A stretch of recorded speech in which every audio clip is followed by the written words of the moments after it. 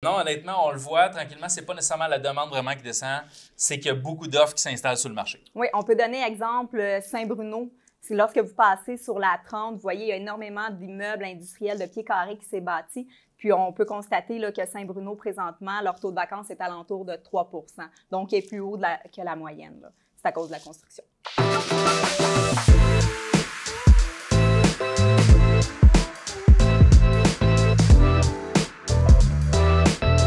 Bonjour, ici Mélissa Jacob. Et Laurent Paquin. Tous deux courtiers immobiliers commercial chez PMML. Donc, aujourd'hui, on va parler des statistiques commerciales pour juin 2023. Yes, merci Mélissa. Donc, on commence là, juste avant de commencer, tu sais, on fait souvent le tour des grandes ventes, tout ça, mais on veut donner un petit peu plus notre pouls du marché. On sait qu'on est dans un marché qu'il faut s'adapter. Le marché, il change. La hausse de taux commence à frapper sur le marché un petit peu plus. On l'avait vu dans le bureau, bien ça, c'est indéniable. On l'a vu immédiatement avec la pandémie. Puis là, la hausse de taux ne vient pas aider le tout. Mais là, on va en parler aussi là, pour qu'est-ce qu'on voit aussi qui s'en vient là, dans l'industriel. Mélissa, tu as sorti des statistiques un peu pour les taux de vacances, je pense? Oui. Dans le fond, on peut constater que le taux de vacances a doublé depuis la dernière année. Présentement, on est aux alentours d'1,8, 2 de taux de vacances. L'année passée, on était aux alentours d'1 %. Fait que ça a vraiment doublé. On le sait qu'il y a un petit ralentissement au niveau de l'industriel présentement. Oui, ce qu'on voit aussi, puis au Canada, on est à 2,1. Ce qu'on voit là, nous, on suit beaucoup les chiffres aux États-Unis. Ont un impact, le Canada finit toujours par suivre ça. Puis après ça, ben le Canada, le Québec suit le Canada, bien entendu. Canada t'a dit 2,1 qu'on est rendu? Oui, aux alentours de 2,1. Fait que Québec 1,8, ça c'est dû qu'il y a eu beaucoup de construction aussi industrielle. C'est pas la demande nécessairement qui diminue. La demande est toujours présente. On a beaucoup, autant de propriétaires occupants qui en cherchent, mais des investisseurs aussi parce que ça devient une valeur refuge. On parle de 47 000 pieds carrés qui s'est construit. Là, 47 millions. 47 millions, oui, 47 millions de pieds carrés qui s'est construit là, au Canada.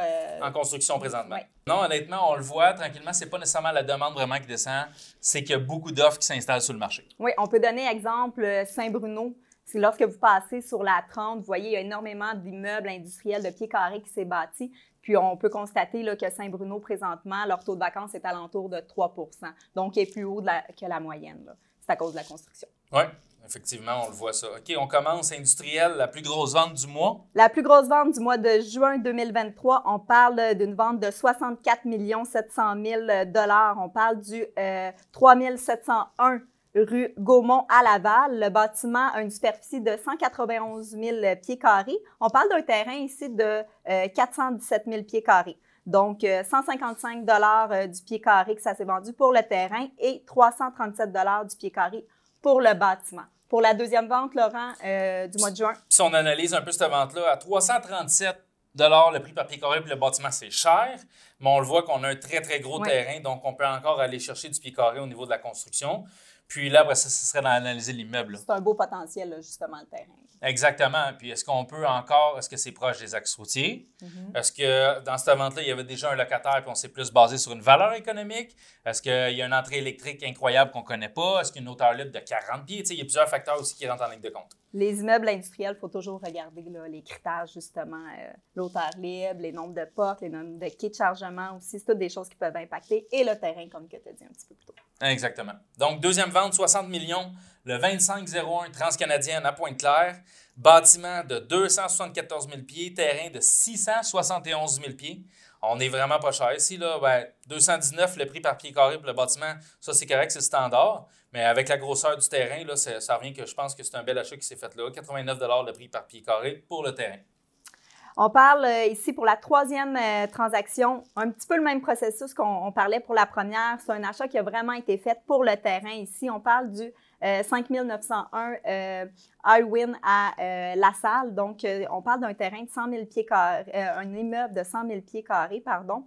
Puis un terrain de... Terrain 320 000 pieds. Oui, 320 000 pieds carrés. Fait que le terrain, il a été vendu à peu près de 30 à 35 $ le pied carré. Puis l'immeuble, on parle de 86 $ le pied carré. C'est vraiment pas cher. Fait que c'est vraiment plus pour le terrain que cet immeuble-ci a été vendu.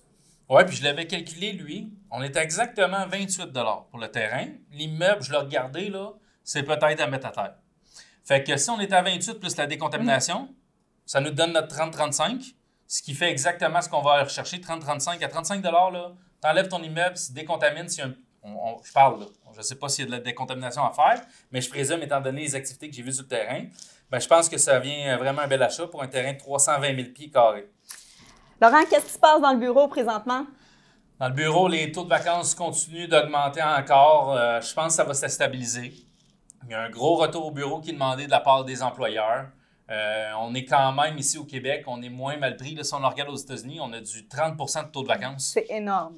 Ça fait que, tu sais, c'est pas viable pour un propriétaire. Au Québec, on est plus dans le 17-18 Après ça dépend de la catégorie de l'immeuble, c'est un type A ou un type B. Mais je pense que l'immeuble à bureau encore n'arrache. Bien entendu, il faut faire attention au taux de vacances et au taux de disponibilité. Il y a une différence entre les deux parce que là-dedans, on va racheter la sous-location. Fait que le bureau va être à surveiller encore, là, voir si ça va se placer dans les prochains temps. Mais il y a quand même des investisseurs qui, on pourrait dire, think outside the box. On veut pas, je les nommerai pas aujourd'hui, mais qui achètent beaucoup de tours à bureau. Puis, ils doivent avoir une raison, ils doivent croire au futur du bureau. Exactement. Donc, si on parle des transactions du mois de juin pour le bureau, la plus grosse transaction, on parle de 49 850 000. C'est le 1245 Sherbrooke-Ouest à Ville-Marie-Ouest. On parle d'une superficie de bâtiment de 217 pieds carrés. Superficie de terrain, là, on voit que c'est vraiment une tour. On a juste 33 000 pieds carrés. Là. On parle de 229 $ du pied carré qui a été vendu. Si on le compare à la moyenne, il n'y a pas longtemps, il faudrait que je regarde les immeubles, mais il n'y a pas longtemps, tu as 260 là, pour un bel immeuble centre-ville comme ça, Ville-Marie-Ouest. On voit que ça se vend un petit peu moins cher. Oui, c'est ça. Mais c'est pas si peu pareil. Il doit y avoir des bons locataires dedans. Il faudrait analyser avoir le big picture, les revenus, tout ça, puis on pourrait être plus précis sur notre analyse. Deuxième immeuble, Mélissa? On parle du 255 boulevard Crémazie-Est à Huntsic de 33 550 000. On parle ici d'une vente qui a été faite par un vendeur privé, puis un acheteur, c'est une institution là, qui a acheté. Dans un détail, ce que je vois présentement, puis qu'on a réalisé pas mal la même affaire, c'est que sur le marché, c'est plus les mêmes joueurs. Il y avait des REIT qui étaient spécialisés vraiment en retail, mais là, la game a un peu changé. Ce qu'on voit beaucoup apparaître dans le marché, c'est des développeurs qui sont dans le résidentiel, qui savent que tout le monde le sait, il y a une pénurie d'immeubles à logement, puis qu'on va se servir ici du retail, des gros centres d'achat pour faire du land banking. Très bonne manière de faire du land banking, c'est qu'au lieu d'avoir un gros terrain vague avec aucun revenu qui fait juste créer des dépenses le temps qu'on va aller partir un projet, au contraire, en ce moment, on peut acheter à 6, 6,5, 7, 7,5 de cap rate, un super beau centre d'achat qui a des très, très, très grands stationnements, puis qu'on va pouvoir aller bâtir sur ce gros terrain-là, des grosses tours, 100, 200, 300, 400, 1000 portes. Fait que c'est un très beau placement présentement, puis je pense que c'est le type d'acheteur a changé présentement là, pour ce qui est des centres commerciaux. Donc, au niveau des transactions des centres commerciaux pour le mois de juin, on parle d'un 19 151 000 $. On parle du 7 400 boulevard des Galeries d'Anjou à Anjou. On parle d'un bâtiment de 132 000 pieds carrés, d'un terrain de 113 000 pieds carrés. Ça s'est vendu à 169 $ le prix par pied carré pour le terrain et 145 $ le prix par pied carré pour le bâtiment. La deuxième vente en commerce de détail, Laurent? Yes, le 94-25 boulevard Tachereau à Brossard, 16,1 millions. On avait un bâtiment 36 000 pieds. Regardez, on voit l'exemple ici que je viens de donner. Là. Puis dans l'autre, on le voit moins, c'est moins présent parce qu'il devait être de 2 étages, là, mais ici, on le voit. Là. Bâtiment 36 000 pieds, terrain 160 000 pieds. Fait qu'on le voit ici, là, ça devient un investissement encore là, sur du long terme, qui se définit comme étant du land banking définitivement. Ça conclut nos statistiques pour le mois de juin 2023. Restez à l'affût pour juillet. Nous allons tourner bientôt. Merci. Bonne journée.